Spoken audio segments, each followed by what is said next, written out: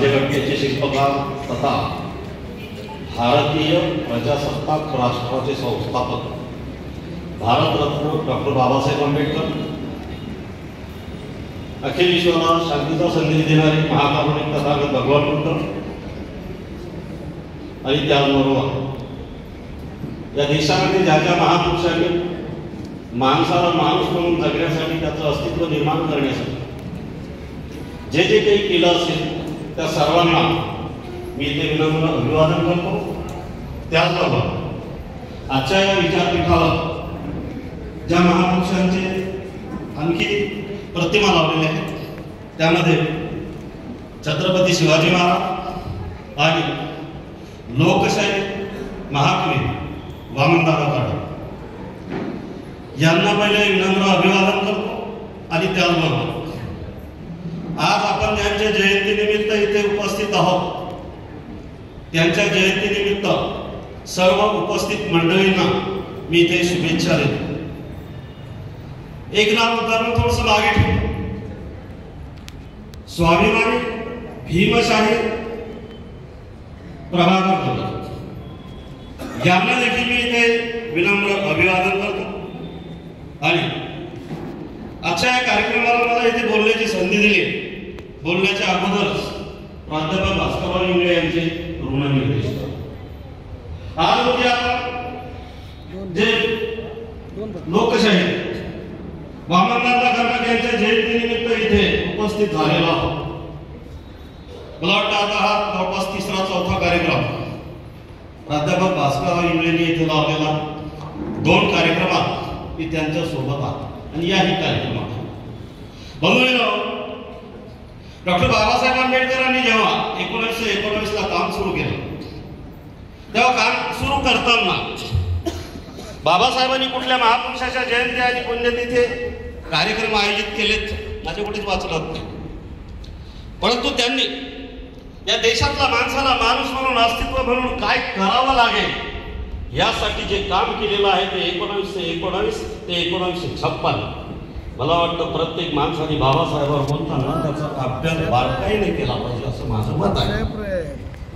वामनदादा कर्डकांच्या संदर्भामध्ये आपण जेव्हा बोलतो तेव्हा वामनदादा कर्डक त्या बुलढाणा जिल्ह्यातील हातोड्याला कसे काय आले याच्या शाहिरांना देखील असा प्रश्न विचारतो की वामनदादा कर्डक कोणत्या वर्षी इथे आले होते, लोकशाही प्रभाकर गवईची आणि त्यांची भेट झाली होती का? जवळपास 5 प्रश्न फेसबुक, व्हॉट्सअप विविध प्रकारच्या ग्रुप्सवर मी टाकलेले आहे, पण मला अजूनही ती माहिती मिळाली नाही। याबाबत मात्र आता मी माझं दुर्दैव समजावं की शोकांतिका समजावी असा एक फार महत्वाचा भाग, पण मी जो अभ्यास केलेला आहे ते गाव माझ्या मामाचं असल्यामुळे मला जरी लोकशाही प्रभाकर गवई कळत नव्हते, त्यांचे कार्यक्रमही मी पाहिलेले नाही असे फार मोठ्या प्रमाणात कळतच नव्हतं त्याला, कारण माझा जन्म 57चा, त्यांचा 1922 1950 ला त्यांनी काम सुरू केलेलं आहे। जास्त डिटेल मला सध्या काही बोलता येणार नाही, परंतु स्वाभिमानी भीमशाही प्रभाकर गवईच्या त्या प्रतिभाशाली काव्य रचनेमुळे कुठेतरी वामनदादांनी ते त्यांचं काव्य ऐकलं, ते कुणी म्हटलं, कुणी म्हणतं रेल्वेमध्ये म्हटलंय, कुणी म्हणते कुठे म्हटलंय, आणि जेव्हा ती गीतरचना ऐकली तेव्हा हे महाकवी वामनदादा त्यावेळेला इतके प्रभावित झाले की हा कोण कवी आहे, कोण गायक आहे, कोण गीत रचनाकार आहे याची माहिती त्यांनी घेतली। आणि माहिती घेतल्यानंतर ते वामनदादा ह्या बुलढाण्यामध्ये आलेले आहे। ते दिवसा आले का रात्री आले याच्यात फार मोठा मतभेद आहे, पण मला सांगायचं एवढं की लोकशाही प्रभाकर गवईमुळे महाकवी वामनदादा इथे आलेले आहेत हे आपण विसरू शकत नाही, हे मात्र मी तुम्हाला नक्की सांगतो।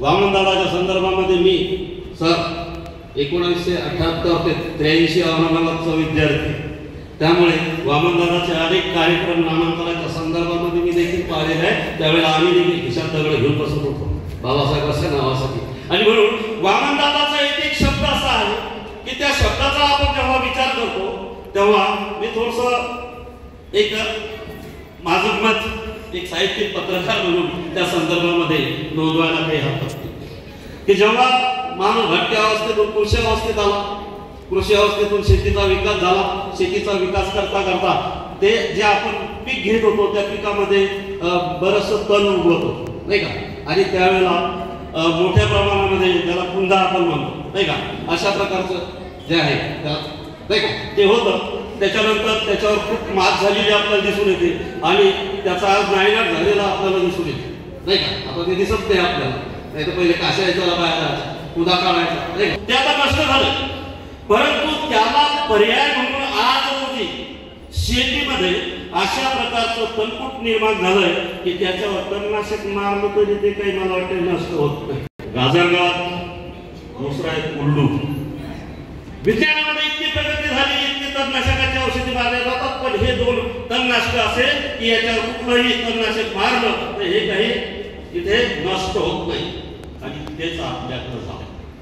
महाकारुणी तथागत भगवान बुद्धापासून तर डॉक्टर बाबासाहेब आंबेडकरांपर्यंत जे ज्या महापुरुषांनी या देशामध्ये या जगामध्ये माणसाला माणूस म्हणून मोजण्यासाठी अस्तित्व निर्माण करण्यासाठी जे काम केलंय ते काम करत असताना ठीक आहे तशा प्रकारे ते हिरवळ किंवा पुन्हा नष्ट झालाय, परंतु हे मात्र नष्ट होऊ शकलं नाही.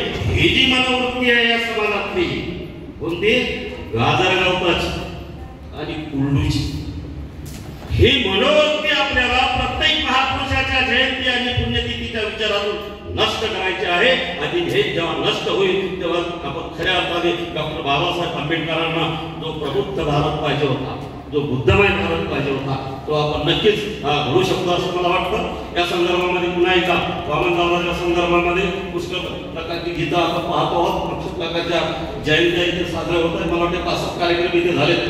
या जयंतीच्या कार्यक्रमामधून तुम्ही आणि मी काय परिवर्तन झालं हे अत्यंत महत्वाचं आहे. बाबासाहेब म्हणतात, अरे सामाजिक कार्य जे आहे ना, काम जे आहे ना, हे काही तुमच्या उपजीविकेचं उत्पन्नाचं साधन नाही. कशाचं साधन आहे, हे परिवर्तनाचं साधन आहे. आणि म्हणून वामनदादा कर्नाटकाची जी गीतं असतील, लोकशाही प्रभाकर गवईची जे गीतं असतील, या गीतातून आपण कुठेतरी मला वाटतं शुद्धपणाने परिवर्तन हे घडवूया अशा प्रकारची इथे मी मनीषा व्यक्त करतो. पुनश्च एकदा वामनदादाला मी इथे विनम्र अभिवादन करतो आणि जयंती निमित्त आपल्याला सर्वांना शुभेच्छा देतो. धन्यवाद. जय भीम, जय बुद्ध, जय भारत.